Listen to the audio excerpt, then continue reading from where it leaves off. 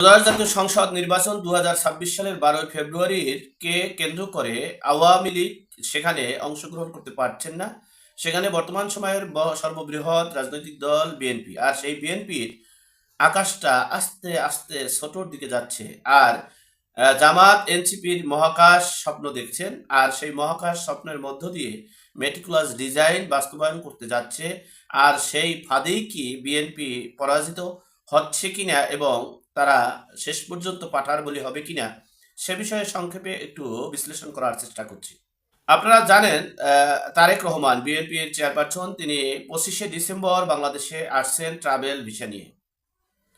তখন কিন্তু এই জামাত এনসিপি শিবির কেউই প্রশ্ন তোলেনি কেন তিনি ট্রাভেল ভিসা নিয়ে আসলো, কেন তিনি ব্রিটিশ নাগরিক হয়ে বাংলাদেশে ভোটার হতে যাচ্ছেন, ব্রিটিশ নাগরিক হয়ে কেন তিনি এমপির মনোনয়ন জমা দিলেন এবং জমা দিতে পেরেছেন, কোনো প্রশ্নই কিন্তু তখন করছিল না। যখন এনসিপি এবং জামাতের যে স্বপ্ন ছিল সরকার গঠন করবে এবং জোট করেছিল ইসলামী আন্দোলন চরমনায়ের সাথে, যখন ইসলামী রাজনৈতিক দলের মধ্যে জামাতের পরে ইসলামী আন্দোলন চরমনাই, তবে বাংলাদেশের নিরপেক্ষ ভোটারের দিক থেকে ইসলামী আন্দোলন চরমনাই অনেক আগানো, যেহেতু তারা বিতর্কের ঊর্ধ্বে আর জামাত বিতর্কের মধ্যে। তো সেই মেটিকুলাস ডিজাইন যখন বাস্তবায়ন হতে যাচ্ছিল না, যখন এনসিপি 31টি আসনে নির্বাচন করছেন, সেই 31টি আসনে তিনি মপতন্ত্র হোক, তৌহিদি মব জনতা হোক, যেভাবেই হোক না কেন, সেই 31টি আসনে তারা বিজয়ী হতে চান। সেই বিজয়ী হওয়ার প্রথম ধাপ হচ্ছে দ্বৈত নাগরিকদেরকে আগে বাতিল করতে হবে, ঋণ খেলাপি ও দ্বৈত নাগরিক। তো দ্বৈত নাগরিকের দিক থেকে তারেক রহমানকে প্রথম ধাপে তার ভিতরে ইস্যু না আনলেও অন্য অন্য যেমন কুমিল্লা 10, কুমিল্লা 4 সহ অনেক প্রায় ডজন খানেক তাদের মনোনয়ন বাতিলের আন্দোলন সংগ্রাম শুরু করেছেন এবং ইসির উপরে আঙ্গুল দিয়েছেন, চোখ তাকিয়েছেন যে ইসি এটাকে বিএনপিকে একটু পক্ষপাতিত্ব করছেন। সেজন্য তারা বিভিন্ন ইস্যু দাঁড় করিয়েছেন। অপরদিকে এই এনসিপি তারা যেভাবেই হোক না কেন এই মানে ডিক্লেয়ার দিয়ে হলো এবং এই ইসিকে চাপের মুখে রেখে বা বিএনপিকে চাপের মুখে রেখে এরপরে আসন নিতে যাচ্ছেন। অপরদিকে বিএনপির যে আসনগুলো চাচ্ছে এনসিপি, সেখানে বিএনপির কেন্দ্রীয় নেতা যারা এই বিএনপির হাল ধরেছিলেন, শুধু কি হাল, বর্তমান সময়ের মা বাবা, তো এই বিএনপির মা বাবাদেরকে পাঠার বলি করে এরপরে জামাত এবং এনসিপিকে এমপি বানানো সেটা দুষ্কর হয়ে যায়।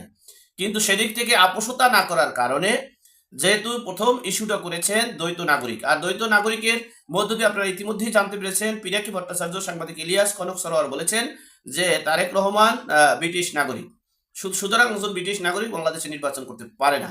তো এই তারেক রহমান আপনারা জানেন ঢাকা 17 আসনে, সেখানে সেই আসনটাও তারা ফিরিয়ে পাবে। এইভাবে প্রায় ডজন খানেক দ্বৈত নাগরিকের মনোনয়ন যদি বাতিল হয়ে যায়, তাহলে সেখানে নির্দ্বিধায় তারা পাশ করতে পারবে। আর যদি মনোনয়ন বাতিল না করে, তাহলে মেটিকুলাস ডিজাইনের মধ্য দিয়ে ডিক্লেয়ার দিয়ে এই জামাত এবং এনসিপি তারা প্রার্থী নিয়ে নেবে। অর্থাৎ তারা তাদের কাছে যেভাবেই হোক না কেন, হয় চাপের মুখে করে এরপরে তারা তাদের স্বপ্ন বাস্তবায়ন করবে, না হয় মব এবং সরকার এবং ডক্টর মোহাম্মদ ইউনূসের প্রশাসন সবকিছু মিলিয়ে হলেও তারা মেটিকুলাস ডিজাইনের মধ্য দিয়ে নির্বাচনে জয়লাভ করার চেষ্টা করছে।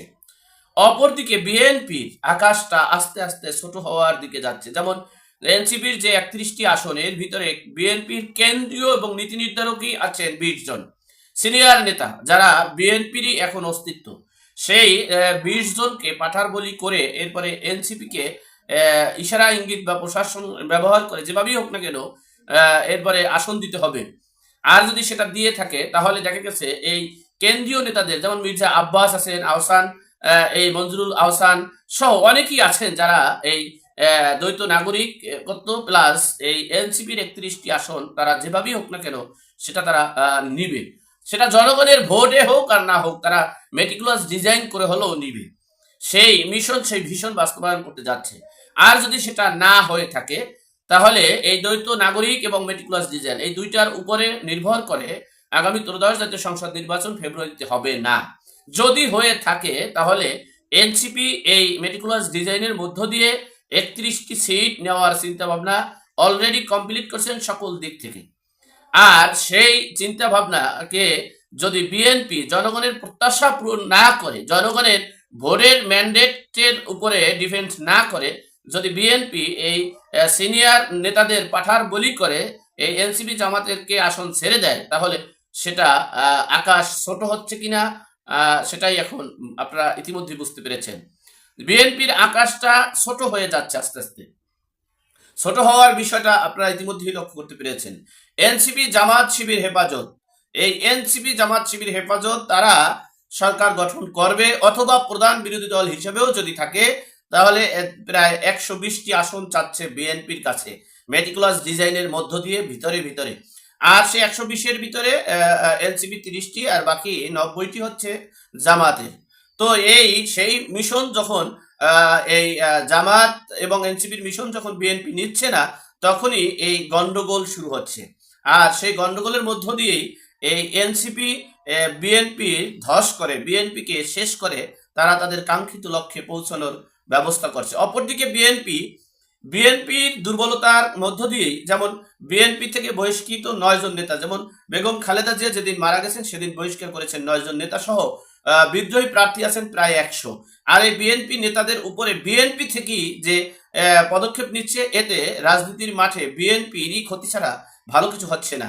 বিএনপি রাজনীতির নীতি নির্ধারক হিসেবে তারা অতটা বুঝতে পারছে কিনা আমার জানা নেই, তবে তাদের বোঝা উচিত বিএনপির বিদ্রোহী প্রার্থীরা যদি জিতে আসে সেটাও কিন্তু বিএনপি, সেটা না করে সেখানে আরো বিশৃঙ্খলার সৃষ্টি হচ্ছে। যেমন রমিন ফারহানা, পটুয়াখালী 3, হাসান আল মামুন সহ অনেক জায়গায় যেমন বিএনপির প্রার্থী, বিদ্রোহী প্রার্থীদের উপরে প্রেসারের মধ্য দিয়ে দেখা গেছে হিতে বিপরীত হওয়ার সম্ভাবনা আছে।